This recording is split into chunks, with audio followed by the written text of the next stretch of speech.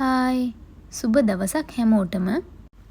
මැලේසියාවට අලුතෙන් ආපු ඔයාලට අද මම කියලා දෙන්නේ කොහොමද සතියේ දවස් 7 මැලේ භාෂාවෙන් කතා කරන්න කියලා. මුලින්ම අපි බලමු සතිය කියන එක මැලේ භාෂාවෙන් කොහොමද උච්චාරණය කරන්න කියලා.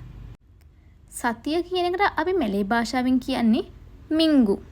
සතිය මිංගු. එතකොට අපි එක සතියක් කියන එක කියන්නේ සතු මිංගු. සතු මිංගු. සති දෙකක් නම් දුවා මිංගු. සති තුනක් නම් තිගා මිංගු. දවස. දවසකට අපි කියන්නේ හරි.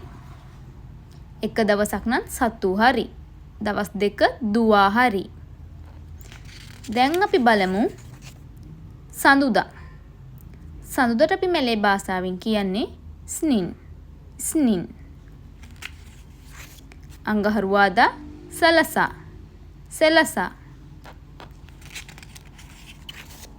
බදාදා රාබු.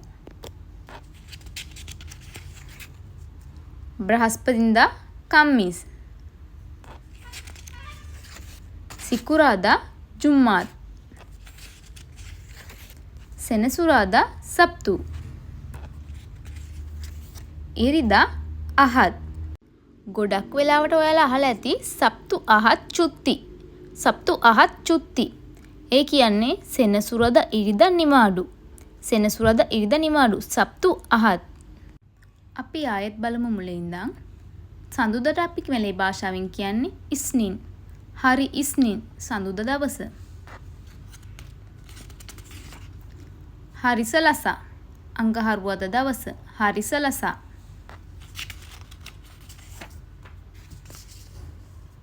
hari rabu බදාදා. hari rabu. බ්‍රහස්පතින්දා hari kamis. hari kamis. සිකුරාදා hari jumat. hari jumat.